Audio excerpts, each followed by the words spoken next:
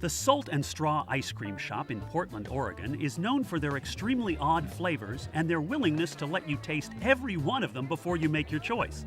When you get to the front of the line, ask the server how many tasting spoons they can hold in one hand. Then prepare to be impressed.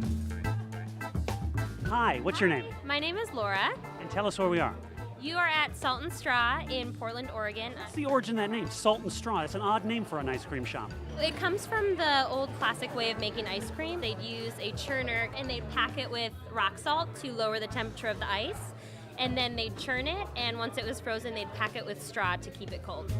So we always have our classics up there, and then we do change out our seasonal flavors every month. There can be such a thing as too many choices, you know?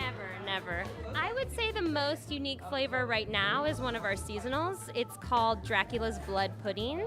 We use a real pig's blood pudding for the ice cream. I'm going to throw a flag. Okay. That doesn't seem like you should be putting that in an ice cream. It's delicious. Am I going to regret this? No, I promise.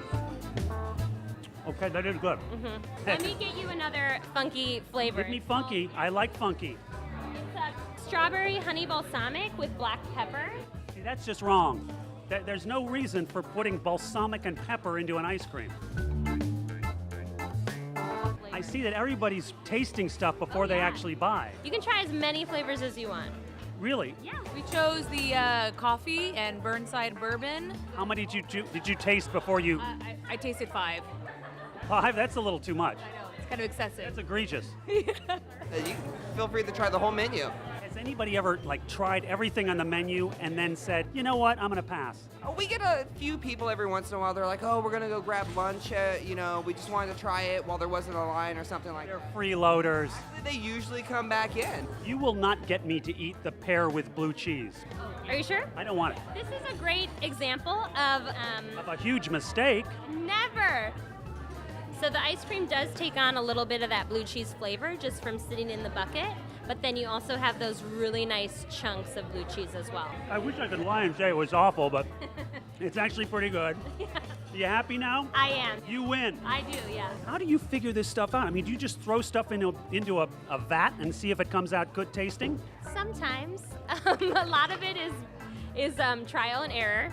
I love that you have so much variety and it's fun, there's energy, it's quirky, it's cool, and the ice cream is It's dripping on your purse. Watch out. So those are our homemade waffle cones. We make them every day in our shop. Judith is back there working on the irons. How long have you guys been waiting so far? Maybe like 5 minutes or something.